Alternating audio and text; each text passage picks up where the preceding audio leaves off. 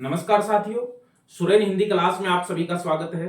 आज हम सुरेन हिंदी क्लास में हिंदी व्याकरण में वाक्य विचार पर चर्चा करेंगे। वाक्य विचार हिंदी व्याकरण में 3 विचार हैं, ये मैंने पहले बताया था। वर्ण विचार, शब्द विचार और वाक्य विचार।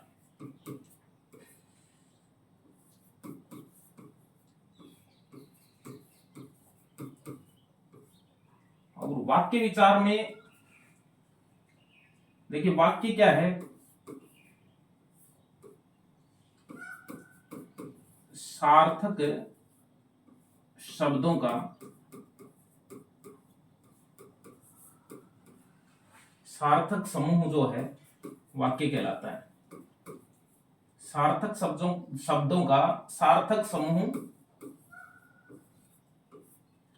वाक्य कहलाता है।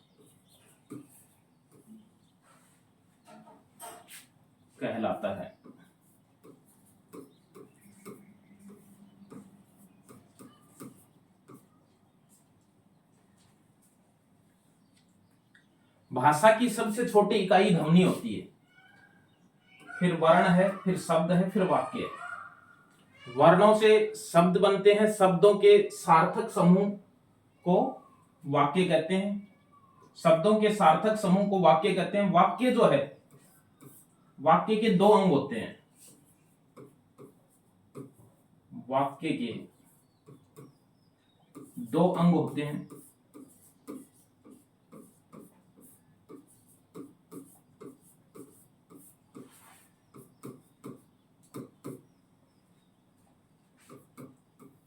एक तो होता है उद्देश्य और एक होता है विधेय। अब देखिए, यहां सीधा प्रश्न भी आता है, वाक्य की कुल कितने अंग होते हैं? वाक्य के 2 अंग होते हैं। कौन कौन से होते हैं? उद्देश्य और विधेय। यानी उद्देश्य और विधेय वाक्य के 2 अंग होते हैं। उद्देश्य क्या होता है? देखिए, वाक्य में जिसके बारे में कहा जाता है, वाक्य में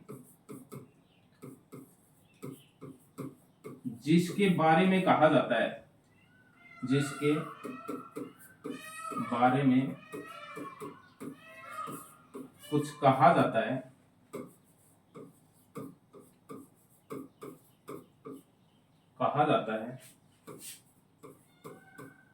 उसे उद्देश्य कहते हैं।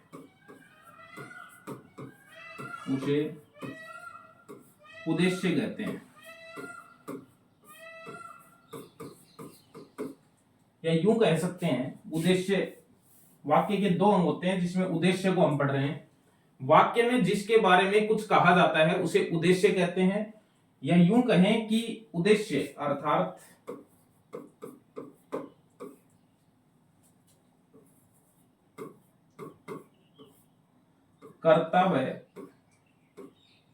कर्ता के विस्तार को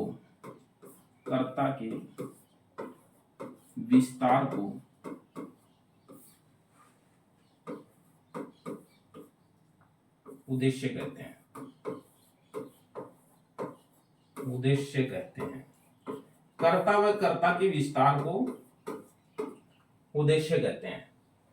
वाक्य में जिसके बारे में जो कुछ कहा जाता है उसे उद्देश्य कहते हैं।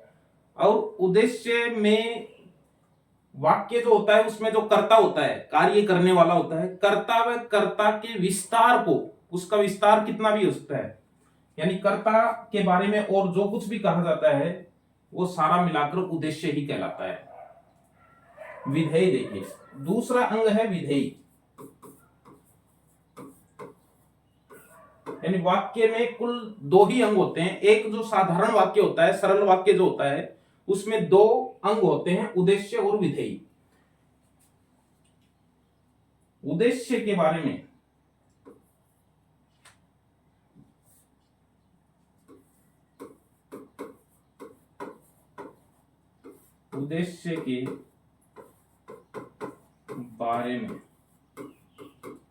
जो कुछ कहा जाता है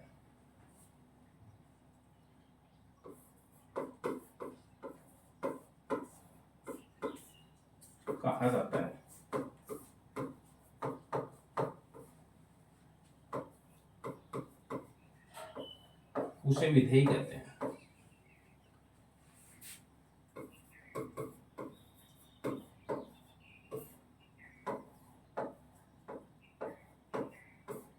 उसे विधेय कहते हैं।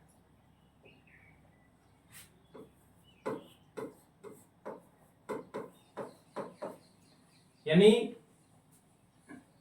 वाक्य में जिसके बारे में कहा जाता है उसे तो उद्देश्य कहते हैं, और उद्देश्य के बारे में जो कुछ कहा जाता है उसे विधेय कहते हैं।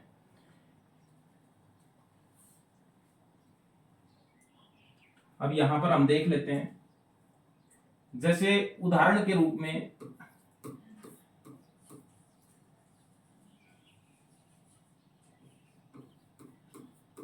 सोहन वीणा बजाता है।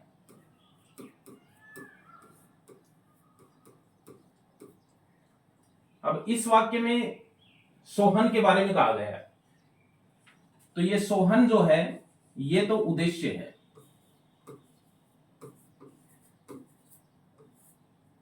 और ये जो वीणा बजाता है ये पूरा शेष वाक्य जो है ये विधेय है। यानी वाक्य के दो ही अंग हैं, उद्देश्य और विधेय, तीसरा अंग नहीं होता है। वाक्य कितना भी बड़ा हो, यदि वो सरल वाक्य है तो सरल वाक्य में एक उद्देश्य और एक विधेय होता है। अब ये उद्देश्य, जैसे सोहन इसमें उद्देश्य है, ये करता है। यदि इसका विस्तार हो, यदि इसको और बढ़ा दिया जाए, जैसे मोहन का भाई सोहन वीणा बजाता है,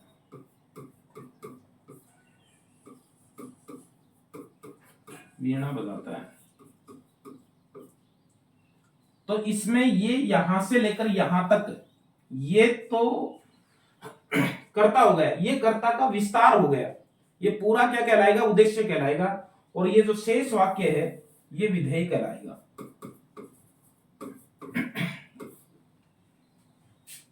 ये उद्देश्य कहलाएगा।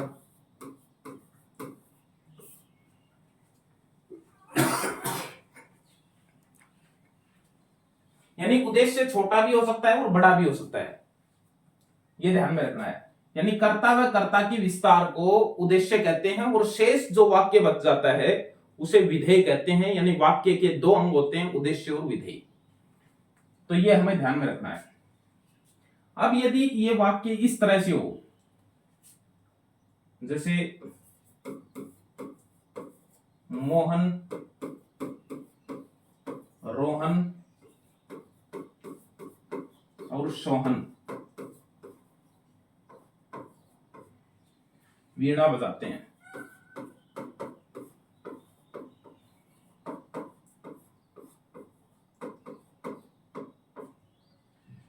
तो भी इसमें वीणा बजाते हैं केवल यही विधेय है, और ये जो शेष वाक्य है ये पूरा क्या है? ये उद्देश्य है। ये इसलिए बताया मैंने क्योंकि इसमें और भी आ रहा है बीच में। तो ये योजक शब्द आ रहा है, ये संयुक्त वाक्य में आता है, लेकिन ये दो वाक्यों के बीच में आता है तब संयुक्त होता है। दो शब्दों के बीच में आए तब संयुक्त वाक्य नहीं होता है, तब सरल ही वाक्य रहता है। तो इस तरह से ये सरल वाक्य की उदाहरण है, और प्रत्येक सरल वाक्य में दो अंग होते हैं, एक उद्देश्य होता है और एक विधेय होता है। कर्ता व कर्ता के विस्तार को उद्देश्य कहा जाता है, तथा उद्देश्य के बारे में शेष वाक्य में जो कुछ भी लिखा जाता है, कहा जाता है, उसे विधेय कहते हैं। तो ये वाक्य के दो अंग हो गए। अब देखिए, वाक्य जो है, वाक्य रचना के आधार पर तीन प्रकार का होता है। वाक्य रचना के आधार पर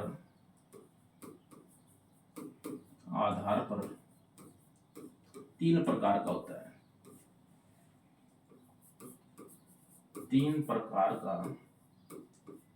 होता है। प्रश्न ये भी आता है कि वाक्य रचना के आधार पर कितने प्रकार का होता है? वाक्य रचना के आधार पर तीन प्रकार का होता है। नंबर एक, सरल वाक्य, जिसे साधारण वाक्य भी कहते हैं। अब जो सरल या साधारण वाक्य होता है उसमें एक उद्देश्य एक विधेय होता है।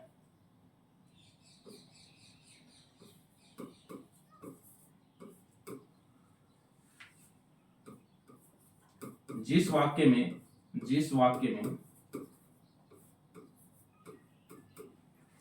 एक उद्देश्य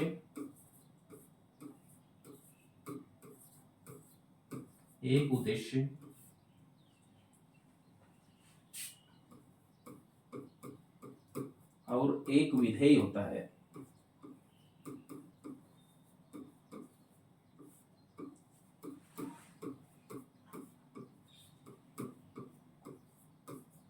उसे सरल वाक्य कहते हैं, सरल या साधारण वाक्य कहते हैं।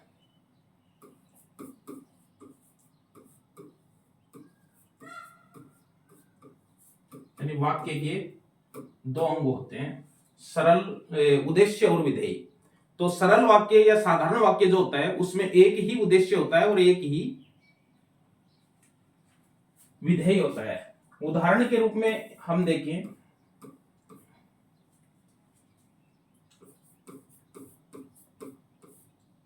सीता खाना खाती है।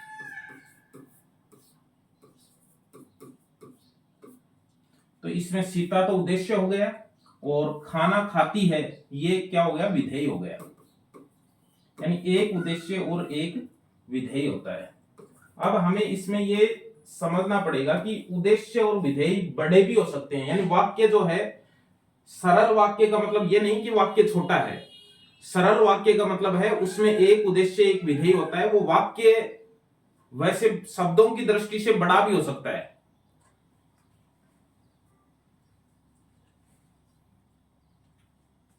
अब इसमें हम ऐसे भी लिख सकते हैं, इस वाक्य को बड़ा भी कर सकते हैं। जैसे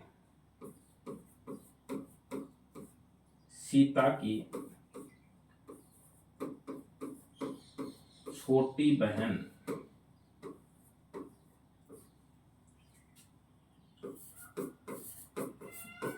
बबीता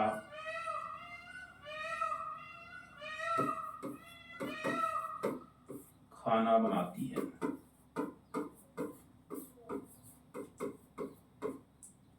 अब देखिए इसमें ये जो उद्देश्य है ये बड़ा हो गया। खाना बनाती है तो वही है, ये तो विधेय है। और बड़ा ये भी हो सकता है, और ये यहां तक कर्ता का विस्तार है तो ये उद्देश्य है।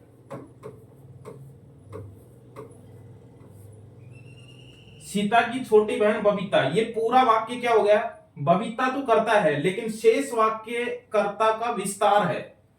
तो कर्ता व कर्ता का जितना बड़ा विस्तार होगा वो सारा का सारा उद्देश्य कहलाएगा और शेष वाक्य विधेय कहलाएगा। शेष वाक्य यानी कर्ता व कर्ता के विस्तार के बारे में जो कुछ भी लिखा गया है वो विधेय कहलाता है। अब देखिए यहां पर खाना बनाती है ये विधेय है। अब ये जरूरी नहीं इतना ही रहेगा, ये बड़ा भी हो सकता है।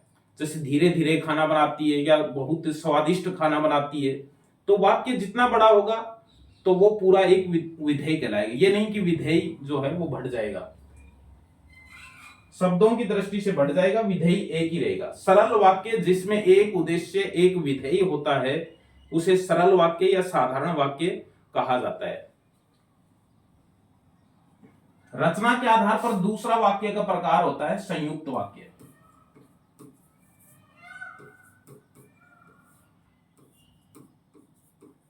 संयुक्त वाक्य में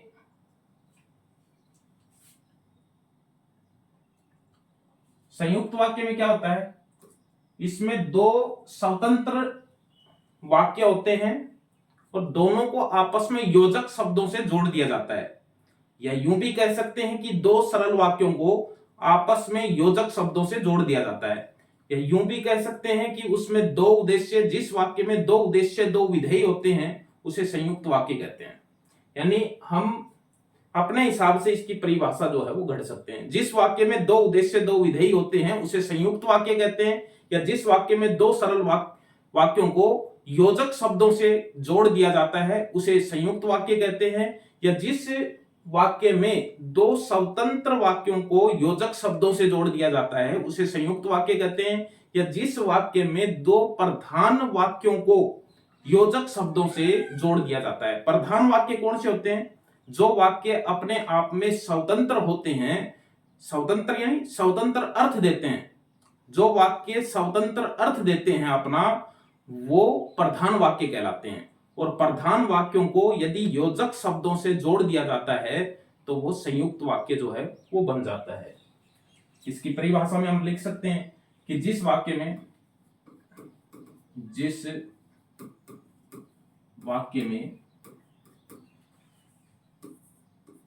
दो स्वतंत्र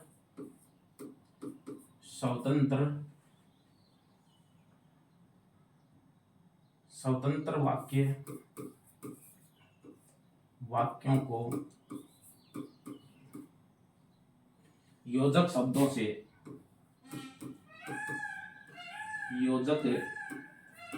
शब्दों से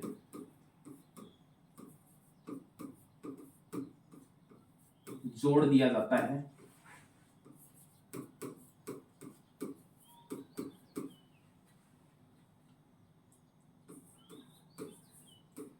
अर्थात दो सरल वाक्यों को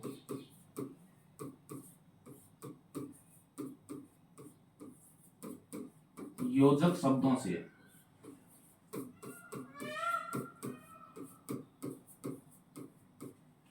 जोड़ दिया जाता है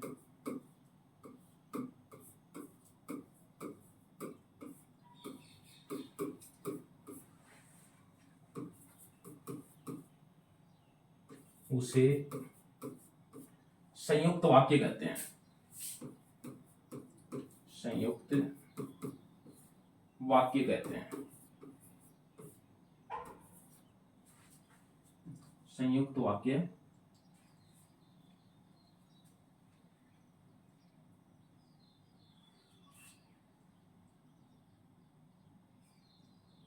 दो सरल वाक्यों को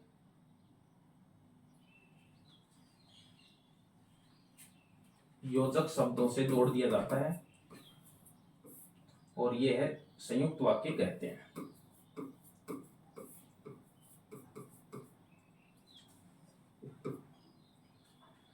यूं भी कह सकते हैं कि जिस वाक्य में दो उद्देश्य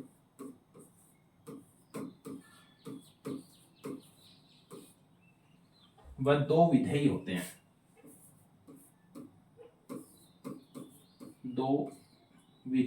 हैं,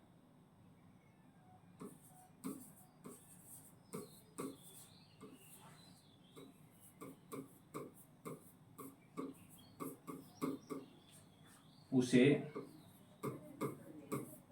संयुक्त वाक्य कहते हैं।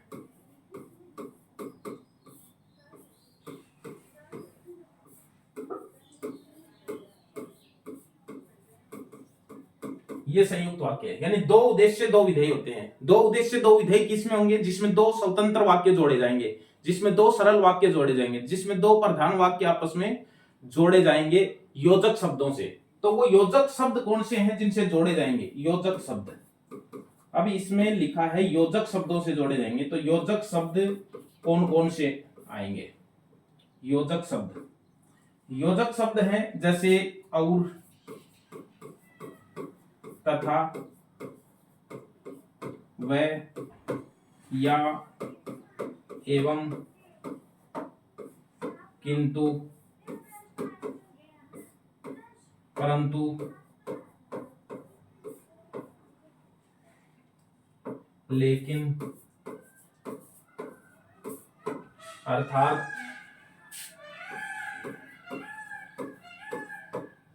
इसलिए,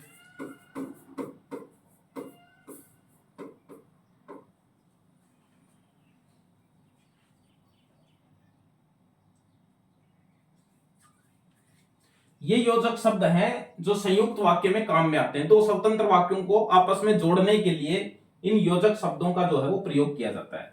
उदाहरण के रूप में हम यहां पर देख सकते हैं जैसे श्याम गाना गाता है,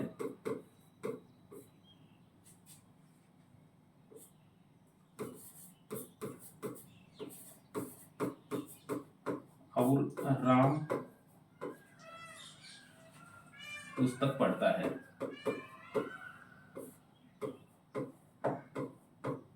पुस्तक पढ़ता है।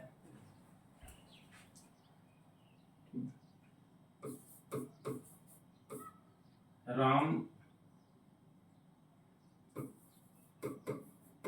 खाना खाता है,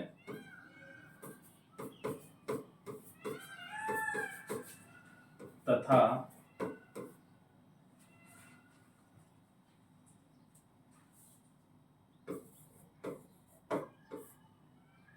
पूजा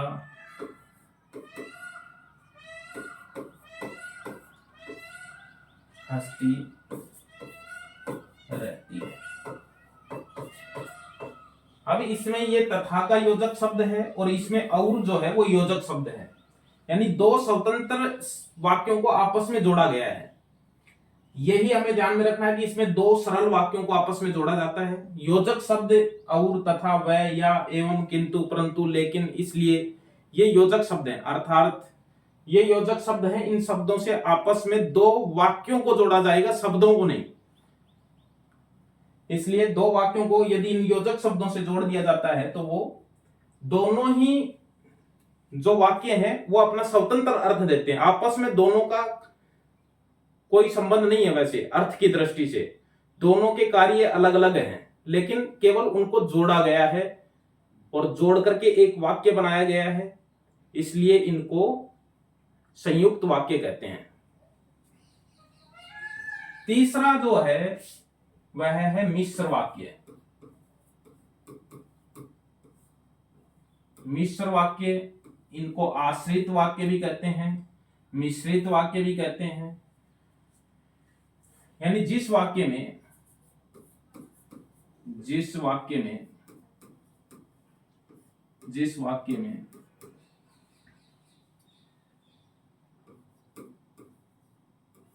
एक प्रधान वाक्य होता है। प्रधान वाक्य कौन सा होता है? स्वतंत्र वाक्य, जो अपना स्वतंत्र अर्थ देता है। जिस वाक्य में एक प्रधान वाक्य होता है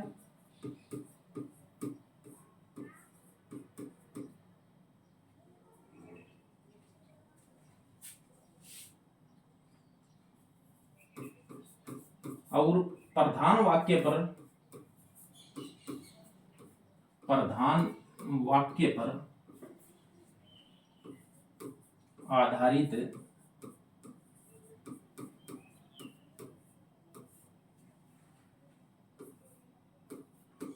अन्य आश्रित वाक्य होते हैं, अन्य आश्रित उपवाक्य होते हैं, तो ये यहां पर बहुवचन में लिखा है होते हैं। तो होते हैं का मतलब है कि एक नहीं होता है, एक से अधिक भी हो सकते हैं। यानी प्रधान वाक्य तो एक ही रहेगा उसमें, लेकिन उस पर जो आश्रित वाक्य हैं वो एक से अधिक भी हो सकते हैं। इसलिए यहां पर लिखा है उपवाक्य, आश्रित उपवाक्य होते हैं, उसे मिश्र वाक्य कहते हैं। मिश्र वाक्य कहते हैं।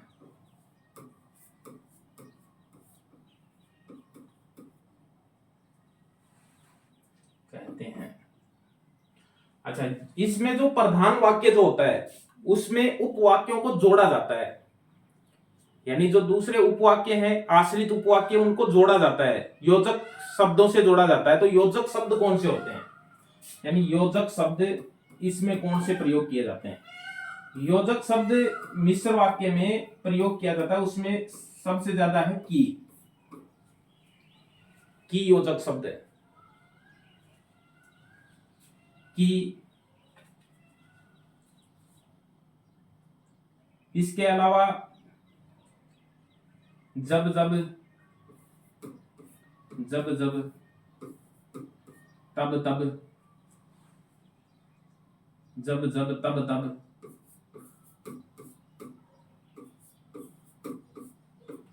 ज्यों ज्यों त्यों त्यों, ज्यों ज्यों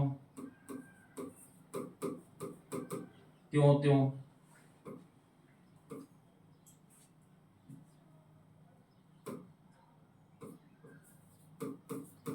त्यों त्यों,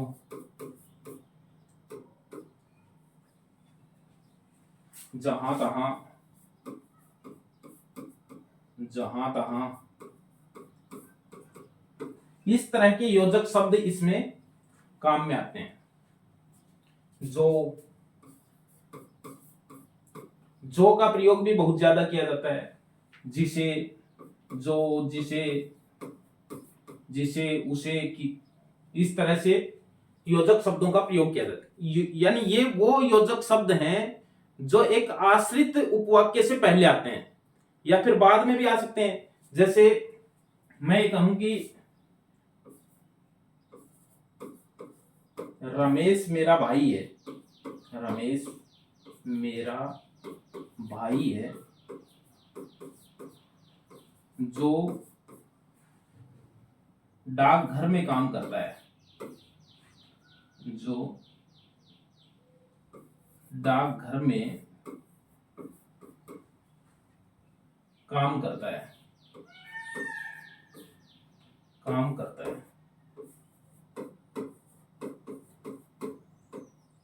तो अब देखिए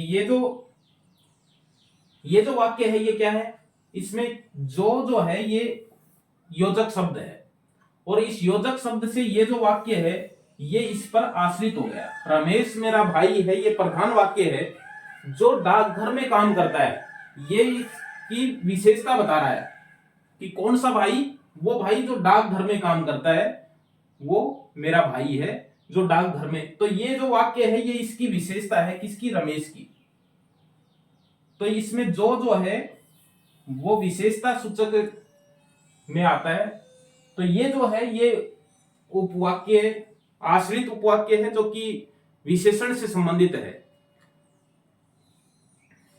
जैसे गांधी जी ने कहा कि सदा सत्य बोलो, गांधी जी ने कहा,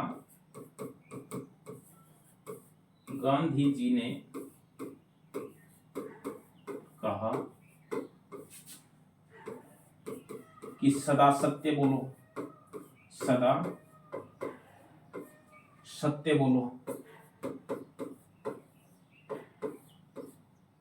तो ये क्या है, इसमें की का योजक शब्द है, ये जो है ये उपवाक्य है, आश्रित उपवाक्य है।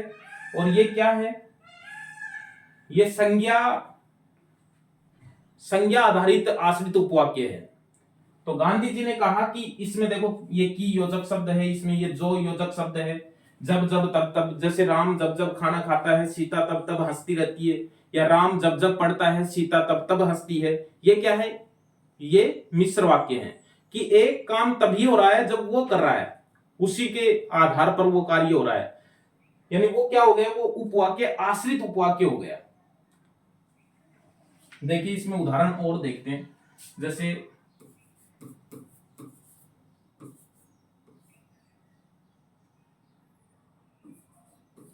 जब मोहन पढ़ता है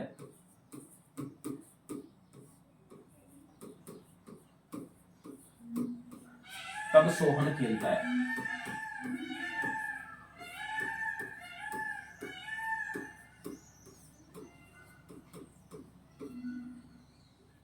अब देखिए जब मोहन पढ़ता है तब सोहन खेलता है। तो ये जो आश्रित उपवाक्य है ये क्या है, ये क्रिया विशेषण आश्रित उपवाक्य है। तब सोहन खेलता है वरना नहीं खेलता है।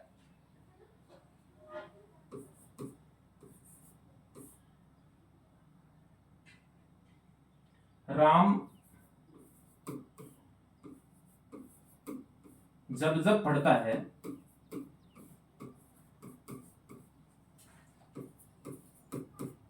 तब तब सीता हंसती है। यानी वो पहले नहीं हंसती है, वो जब खेलता है तब हंसती है। तो ये क्या हो गया, ये आश्रित उपवाक्य हो गया कि पहले वाले पे आश्रित है। जो प्रधान उपवाक्य है उसके ऊपर वो आश्रित हो गया कि वो जब करेगा तब वो ये काम करेगी, तो ये क्या हो गया, आश्रित। अब हमें इसमें एक चीज समझने की है, जो मिश्रित वाक्य होते हैं उसमें जो उपवाक्य होते हैं, आश्रित उपवाक्य जो होते हैं ये 3 प्रकार के होते हैं। आश्रित उपवाक्य, मिश्र वाक्य में जो आश्रित उपवाक्य होते हैं ये 3 प्रकार के होते हैं, 3 प्रकार के होते हैं।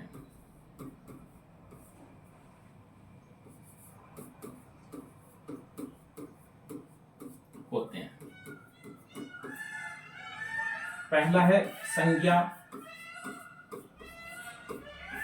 आश्रित उपवाक्य, संज्ञा आश्रित उपवाक्य। दूसरा है विशेषण आश्रित उपवाक्य, विशेषण आश्रित उपवाक्य।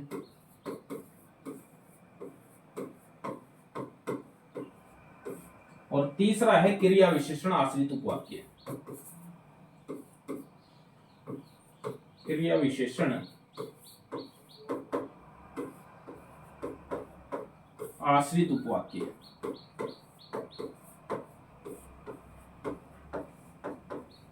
ये ध्यान में रखना है। इसमें तो देखिए जो की जो योजक शब्द आता है, जिसमें जैसे गांधी जी ने कहा कि सदा सत्य बोलो, तो वो संज्ञा आश्रित उपवाक्य है। सदा सत्य बोलो संज्ञा का काम करता है, इसलिए वो संज्ञा आश्रित उपवाक्य है। विशेषण आश्रित उपवाक्य में जो मैंने कहा था ना, रमेश मेरा भाई है जो डाकघर में काम करता है, तो जो क्या है, जो उसकी विशेषता है, तो वो विशेषण आधारित उपवाक्य हो गया। तीसरा है जब जब तब तब, जैसे जब दूध वाला आया तब मैं अखबार पढ़ रहा था, तो जब और तब, कि जब दूध वाला आया तब मैं अखबार पढ़ रहा था, तो ये क्या है, क्रिया विशेषण। जब जब तब तब, जब जब तब तब, ज्यों ज्यों त्यों त्यों, ये क्या है, ये क्रिया विशेषण आधारित उपवाक्य हैं। ये जो हैं ये क्रिया विशेषण, ये क्रिया विशेषण आश्रित उपवाक्य हैं, आश्रित उपवाक्य। ज्यों ज्यों त्यों त्यों, जब जब तब तब, जब तब, ये क्या है, क्रिया विशेषण आश्रित उपवाक्य है। और जो का जो योजक शब्द होता है वो क्या है, जो का जो योजक शब्द होता है जैसे इसमें है, तो यह है विशेषण आश्रित उपवाक्य। और की का जो योजक होता है वो होता है संज्ञा आश्रित उपवाक्य। 3 प्रकार के होते हैं। हम ये छोटा सा इसका रिवीजन करते हैं कि व्याकरण जो होता है उसमें सबसे छोटी इकाई ध्वनि होती है, फिर वर्ण होता है, फिर शब्द होता है, फिर वाक्य होता है। वर्णों के योग से शब्द बनता है, शब्दों के योग से वाक्य बनता है, शब्दों के सार्थक शब्दों के सार्थक योग को वाक्य कहते हैं। वाक्य के 2 अंग होते हैं, उद्देश्य और विधेय होता है। उद्देश्य जो है वो कर्ता व कर्ता के विस्तार को कहा जाता है, और शेष जो वाक्य बचता है उसको विधेय कहा जाता है। ये हमें ध्यान में रखना है। उद्देश्य और विधेय हमने समझा था, जैसे सोहन वीणा बजाता है तो इसमें सोहन उद्देश्य है और वीणा बजाता है शेष वाक्य विधेय है। अब ये उद्देश्य जो है वो बड़ा भी हो सकता है और छोटा भी हो सकता है, लेकिन साधारण वाक्य जो होता है उसमें एक उद्देश्य और एक विधेय होता है, ये हमें ध्यान में रखना है। अब देखिए वाक्य रचना के आधार पर 3 प्रकार का होता है। ये प्रश्न भी आता है, रचना के आधार पर वाक्य कितने प्रकार का होता है। सरल वाक्य और संयुक्त वाक्य होता है। सरल वाक्य संयुक्त वाक्य उसे कहते हैं जिसमें 2 उद्देश्य 2 विधेय होते हैं। जिसमें 2 उद्देश्य 2 विधेय होते हैं उसे सरल वाक्य कहते हैं। और एक मिनट, जिस वाक्य में 1 उद्देश्य 1 विधेय होता है उसको सरल वाक्य कहते हैं। 2 उद्देश्य 2 विधेय जिसमें होते हैं उसको संयुक्त वाक्य कहते हैं।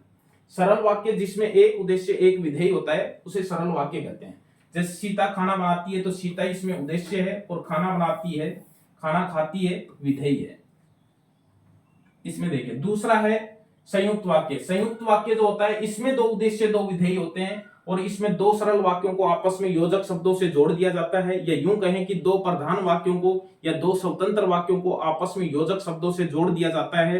योजक शब्द कौन से होते हैं ये हमें ध्यान में रखना है। और, तथा, व, या, एवं, किंतु, परंतु, लेकिन, अर्थात, इसलिए, ये इसके योजक शब्द हैं। इसके अलावा हमने ये पढ़ा है कि मिश्र वाक्य। मिश्र वाक्य जिस वाक्य में एक प्रधान वाक्य होता है, यानी एक स्वतंत्र वाक्य होता है, और उस स्वतंत्र वाक्य पर आधारित एक अन्य आश्रित उपवाक्य होते हैं। अन्य आश्रित उपवाक्य जो होते हैं उस वाक्य में को मिश्र वाक्य कहते हैं। योजक शब्द इसमें की, जब जब, तब तब, ज्यों ज्यों, त्यों त्यों, जहां तहां, जो, जिसे, जिसने, ये इसके रूप हो सकते हैं। जो, जिसे, जिसने, जिसको, जिससे, ये जो के जो है वो रूप हैं। तो अब इसमें हमने ये पढ़ा है कि जो आश्रित उपवाक्य होता है, मिश्र वाक्य में आश्रित उपवाक्य होता है, वो तीन प्रकार का होता है। वो संज्ञा आधारित उपवाक्य है, वो विशेषण आधारित उपवाक्य है, और वो क्रिया विशेषण आधारित आश्रित उपवाक्य है। संज्ञा आश्रित उपवाक्य जो है वो होते हैं जिन मिश्र वाक्यों में की योजक शब्द आता है। विशेषण आश्रित उपवाक्य वो होते हैं जो योजक शब्द आता है या फिर जो से बने हुए, जैसे जो, जिसे, जिसने, जिसको, जिससे, जो, जिसे, जिसने, जिसको, जिसे, जिसने, जिसको, ये इसी से बने हुए हैं। ये क्या है? विशेषण आश्रित उपवाक्य जिनमें ये योजक शब्द आते हैं। और क्रिया विशेषण आश्रित उपवाक्य हैं जिनमें ये आते हैं, जो, जब जब, तब तब, जब तब, ज्यों ज्यों, त्यों त्यों, ये जो है ये क्रिया विशेषण आश्रित उपवाक्य हैं। तो ये हमारा वाक्य था। अब अर्थ के आधार पर वाक्य बचे हैं जिनको हम अगली कक्षा में जो है वो पढ़ेंगे। तब तक के लिए धन्यवाद।